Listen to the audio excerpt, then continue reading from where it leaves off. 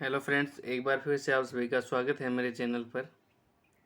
आज हम बात करेंगे डीएनए के सेमी कंजर्वेटिव जो रेप्लिकेशन मेथड है उसका जो सत्यापन किया था मेसलसन एंड स्टाल ने। तो हम आज मेसलसन और स्टॉल के एक्सपेरिमेंट के बारे में बात करेंगे, उन्होंने क्या एक्सपेरिमेंट किया था।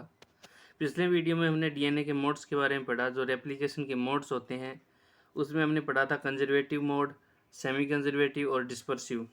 तो सेमी कंजर्वेटिव मोड में हमने पढ़ा था कि जो डीएनए का रेप्लिकेशन होता है तो उसमें जो पैतृक डीएनए होता है, मान लीजिए ये कोई पैतृक डीएनए है, तो इससे जो पुत्री डीएनए या डॉटर डीएनए बनेगा उसके अंदर एक स्ट्रैंड तो होगा पैतृक,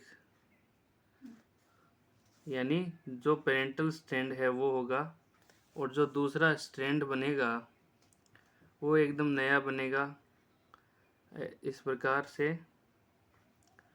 तो यानी एक स्ट्रैंड तो होता है नया और एक होता है न्यूली सिंथेसाइज। तो इस प्रकार के जो रेप्लिकेशन है इसे हम सेमी कंजर्वेटिव रेप्लिकेशन कहते हैं, और इसी रेप्लिकेशन को जो मेसलसन और स्टाल है उन्होंने अपने एक्सपेरिमेंट के द्वारा सिद्ध किया था। तो शुरू करते हैं एक्सपेरिमेंट को। Meselson and stall experiment 1958। They used density gradient centrifugation technique. उन्होंने घनत्व प्रवणता अपकेंद्रीकरण तकनीक का इस्तेमाल किया। इस तकनीक में क्या होता है कि कोई भी जो लवण है इसके अंदर इन्होंने सीजियम क्लोराइड का लवण लिया था, सीजियम क्लोराइड CaCl। तो इन्होंने सीजियम क्लोराइड का लवण लिया। कोई भी लवण को लेकर एक परख नली में डालते हैं और जो सेंट्रीफ्यूज मशीन है उसके अंदर उसका अल्ट्रा सेंट्रीफ्यूगेशन करते हैं, द्रुत अपकेंद्रीकरण बहुत तेज़ी से घुमाते हैं उसको। तो उससे क्या होता है कि उसके अंदर एक कंटिन्यूअस डेंसिटी ग्रेडियंट बन जाता है जो परख नली है उसके अंदर।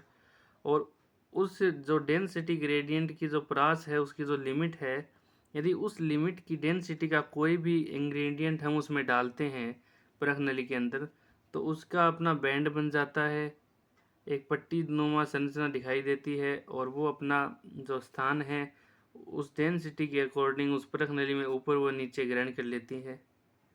जिसका घनत्व ज़्यादा होगा वो नीचे आएगा क्योंकि भारी होता है, और जो घनत्व कम होगा उसका बैंड ऊपर बनता है। आगे आपको समझ जाएंगे, आप डायग्राम देखेंगे तब। तो इन्होंने क्या एक्सपेरिमेंट किया। First they grow E coli in ammonium chloride which have radio active isotope of N15। यानी सबसे पहले उन्होंने जो ई कोलाई है, इस्चेरिचिया कोलाई बैक्टीरिया है, उसको ऐसे कल्चर मीडियम में ग्रो करवाया जिसमें N15 जो कि एक नाइट्रोजन का रेडियो एक्टिव आइसोटोप है वो N15 था। तो जो इस्चेरिचिया कोलाई को जब इसमें ग्रो करवाया गया तो जो 14 पीढ़ी के बाद देखा गया कि जो इस चेकोलाई के जो जेनेटिक मटेरियल है उसमें जो डीएनए है उसमें जो नाइट्रोजन है N14 वो पूरी की पूरी nitrogen radio active isotope N15 के द्वारा एक्सचेंज हो जाती है, विस्थापित हो जाती है। यानी पूरे डीएनए के अंदर N15 एक्सचेंज हो जाता है और वो डीएनए रेडियो एक्टिव डीएनए हो जाता है। उसमें N15 जो रेडियो एक्टिव आइसोटोप है नाइट्रोजन का वो विस्थापित हो जाता है। तो अब इस N15 युक्त नाइट्रोजन के डीएनए को इन्होंने उस कल्चर मीडियम में विस्थापित किया जिस कल्चर मीडियम में N14 नाइट्रोजन था, N14 नाइट्रोजन था। दोबारा N14 के अंदर विस्थापित कर दिया इन्होंने। तो N14 के अंदर विस्थापित करने से, उस मीडियम में विस्थापित करने से क्या हुआ कि जो पहली जनरेशन हुई N14 में विस्थापित करने के बाद जो फर्स्ट जनरेशन आई, तो फर्स्ट जनरेशन में उन्होंने क्या देखा कि जो डॉटर डीएनए बने हैं वो डीएनए हाइब्रिड है। हाइब्रिड का मतलब जो एक डीएनए स्ट्रैंड है, एक डीएनए मॉलिक्यूल है, उसका एक डीएनए स्ट्रैंड है उसमें तो है N14, और जो एक डीएनए स्ट्रैंड है उसमें है N15। एक में तो है N14 और एक में है N15। और इसकी जो डेंसिटी थी जो N15 की डेंसिटी थी और N14 की डेंसिटी थी, उस डेंसिटी के बीच की यानी इंटरमीडिएट डेंसिटी थी हाइब्रिड डीएनए की। इसके बाद in second generation, first generation में तो हाइब्रिड डीएनए बन गए और इंटरमीडिएट डेंसिटी के बने। दूसरी जनरेशन में इन्होंने देखा कि 50% जो डॉटर डीएनए है वो है हाइब्रिड और 50% जो डीएनए है वो है N14 वाले। और जो डेंसिटी के बैंड्स बनते हैं वो यहाँ पर दो बैंड बने। एक तो बना हाइब्रिड जो डीएनए बना है उसका बैंड, उसकी डेंसिटी का, और एक बना जो N14 वाले डीएनए है उसकी डेंसिटी का। In the next generation, there was 25% hybrid और 75% N14।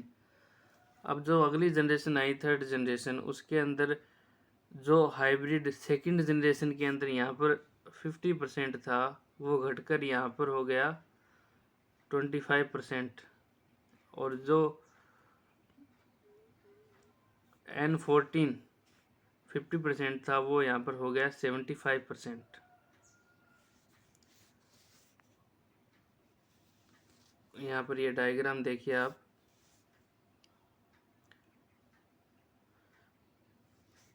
ये है N15 वाला डीएनए, N15 वाला जो कि भारी आइसोटोप है, रेडियो एक्टिव आइसोटोप है नाइट्रोजन का। तो जब इसको N14 के अंदर ग्रो करवाया, N14 को यहाँ से पर रेड कलर जो रेड स्ट्रैंड्स है डीएनए के उससे दर्शाया गया है। तो F1 जो जनरेशन हुई, फर्स्ट जनरेशन हुई, उसके अंदर ये देखिए दोनों डीएनए हाइब्रिड है। एक स्ट्रैंड तो है नीला और एक स्ट्रैंड है लाल, यानी हाइब्रिड डीएनए है। अब ये सेंट्रीफ्यूगेशन वाला देखिए, जो अल्ट्रा सेंट्रीफ्यूज करवाया गया है, उसके बाद जो डेंसिटी ग्रेडियंट बना, ये जो पहली टेस्ट ट्यूब है इसके अंदर इसका डेंसिटी बैंड है, जो N15 वाला डीएनए है इसका डेंसिटी बैंड है इस पहली टेस्ट ट्यूब के अंदर, जो कि ब्लू दिखाया गया है। अब जो ये हाइब्रिड डीएनए बने तो इसका डेंसिटी बैंड एक ही बैंड बना, क्योंकि ये दोनों एक ही प्रकार के हैं तो एक ही बैंड बनेगा, एक ही इनका घनत्व है, और इनका घनत्व इस ब्लू और रेड के बीच का है तो इन्होंने पिंक से दर्शाया है यहाँ पर। तो सेकंड जो इनका डेंसिटी ग्रेडियंट बना वो एक बैंड बनेगा, क्योंकि दोनों की जो डेंसिटी है वो एक ही प्रकार की है, और जो कि इंटरमीडिएट है तो ये पिंक कलर का बन गया। जब F2 जनरेशन आई तो यहाँ पर देखिए 4 डीएनए बने हैं, उसमें से एक और ये दो तो हैं हाइब्रिड और ये दो है N14 वाले। तो यहाँ पर दो बैंड बन गए। एक तो पिंक बैंड है जो कि मध्यवर्ती डेंसिटी को दर्शाता है, ये हाइब्रिड डीएनए को दर्शाता है, और एक लाल बैंड है जो कि N14 वाले डीएनए को दर्शाता है। तो ये दो बैंड बन गए यहाँ पे। फिर जब तीसरी जनरेशन में आते हैं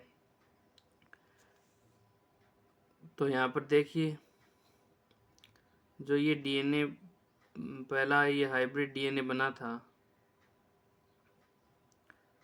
इससे दो डीएनए बनते हैं, एक तो हाइब्रिड और एक N14 वाले, और इससे दोनों N14 बनते हैं। क्योंकि देखिए इसमें दो स्ट्रैंड्स हैं, अब दोनों टेम्पलेट अलग अलग होंगे अपने आप के आप में, बाद में इनमें नए नए जो टेम्पलेट है उनमें नए स्ट्रैंड्स बनेंगे डीएनए के। और क्योंकि मीडियम के अंदर N14 नाइट्रोजन वाले न्यूक्लियोटाइड्स हैं, तो N14 नाइट्रोजन वाले न्यूक्लियोटाइड्स हैं तो यहाँ पर जो जुड़ेंगे नए न्यूक्लियोटाइड वो होंगे N14 के। तो N14 के होंगे तो ये रेड स्ट्रैंड से रिप्लेस होते जाएंगे। सबसे पहले यहाँ पर ब्लू था, तो फिर जब इसमें ग्रो करवाया तो नया बना, तो ये रेड बना है इसमें भी, क्योंकि N14 वाले थे। ये ब्लू वाले दोनों स्टैंड अलग हो गए, दोनों में टेम्पलेट के रूप में कार्य किया, और जब टेम्पलेट के रूप में कार्य किया तो इस पे जो नए स्टैंड बने वो N14 वाले डीएनए के थे, यानी रेड कलर के बन गए। और जब इन दोनों इंटरमीडिएट का आगे रेप्लिकेशन हुआ तो इनमें दो स्टैंड थे ब्लू वाले, एक स्टैंड इस डीएनए में और एक स्ट्रैंड इस डीएनए के अंदर। तो ये 2 स्ट्रैंड थे, तो 2 यहाँ पर बन गए हाइब्रिड, एक तो ये बन गया और एक ये बन गया। और 2 स्ट्रैंड थे इनके अंदर रेड, एक तो इसके अंदर और एक इसके अंदर। तो यहाँ पर 2 स्ट्रैंड थे, तो ये 2 रेड बन गए। अब इन 4 के अंदर 2 स्ट्रैंड रेड इसमें है और 2 स्ट्रैंड रेड इसमें है। 4 स्ट्रैंड ये हो गए और एक स्ट्रैंड रेड इसमें है और एक स्ट्रैंड रेड इसमें है। यानी N14 वाले 6 स्ट्रैंड्स हैं। तो 6 स्ट्रैंड N14 के हैं, तो उन पे जो नए स्ट्रैंड बनेंगे वो भी N14 वाले बनेंगे, क्योंकि मीडियम में N14 है। तो यहाँ पर 6 जो डीएनए हैं वो N14 के बनते हैं। और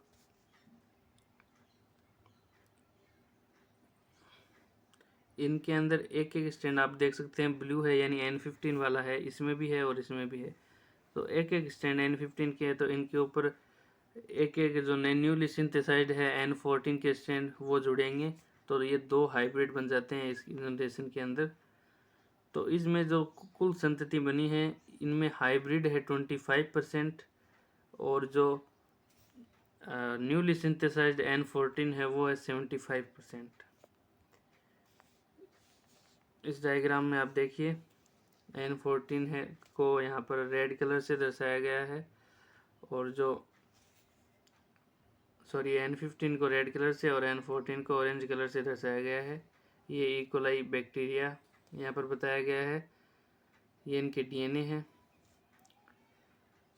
अब ये डेंसिटी ग्रेडियंट समझाया गया है, क्योंकि ई कोलाई जो है वो 20 मिनट में नई जनरेशन बनाता है। तो यहाँ पर टाइम भी दिया गया है कि जब N15 को हम रखते हैं, ये N15 है, ये जो यहाँ पर है, तो ये N15 की डेंसिटी ग्रेडियंट बन गई।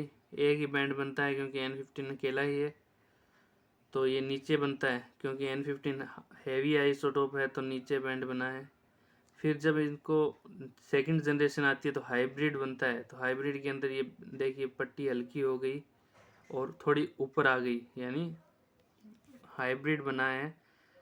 तो इससे तो जो N15 है उससे तो हल्का होगा, और जो N14 है, यहाँ पर देखिए N14 वाला है ये ऑरेंज, इससे भारी है, तब ये नीचे आता है। तो ये सेकंड जनरेशन में हाइब्रिड का बैंड बन गया। और थर्ड जनरेशन में जब 50% तो देखिए हाइब्रिड की पट्टी है और 50% ये N14 की ऑरेंज है। और जब थर्ड जनरेशन आती है तो उसके अंदर 25% हाइब्रिड रह जाता है, फिर 75% जो न्यूली सिंथेसाइज्ड है वो। और फोर्थ जनरेशन में तो यहाँ पर देखिए केवल 12% रहता है हाइब्रिड रहता है और बाकी नया होता है। तो 20 मिनट में एक जनरेशन होती है। 4 जनरेशन के अंदर ये देखिए 80 मिनट के अंदर ये इन्होंने ऑब्जर्व किया था, जो डेंसिटी ग्रेडियंट सेंट्रीफ्यूगेशन तकनीक है उसके द्वारा। तो आई होप आपको ये समझ में आया होगा। सेमी कंजर्वेटिव रेप्लिकेशन, इसके द्वारा इन्होंने सेमी कंजर्वेटिव रेप्लिकेशन को दर्शाया कि भाई 2 स्ट्रैंड है यहाँ पर N15 का और N14 का। जब N15 के जो डीएनए है, डीएनए स्ट्रैंड है, उसको N14 नाइट्रोजन वाले मीडियम में ट्रांसफ़र किया इन्होंने, जहाँ पर N14 नाइट्रोजन वाले न्यूक्लियोटाइड थे। तो क्या हुआ कि जो अगली जनरेशन आई उस पे एक तो N15 का था, यहाँ पर देखिए एक तो ब्लू N15 का था और एक था N14 का जो कि नया बना था। हमें कैसा पता चला कि नया बना है, क्योंकि मीडियम में N14 नाइट्रोजन ही है, तो उन नाइट्रोजन के न्यूक्लियोटाइड से नया बना है। तो यानी आधा तो सुरक्षित रहता है। पहले पेरेंटल जो N15 वाला था, एक स्ट्रैंड N15 का है, यानी आधा सुरक्षित रहता है पेरेंटल और आधा नया बनता है, इसलिए इसे सेमी कंजर्वेटिव कहते हैं। तो आई होप आपको समझ में आया होगा। फिर भी कोई डाउट रह जाए आप वीडियो में कमेंट के माध्यम से पूछ सकते हैं। Thank you very much.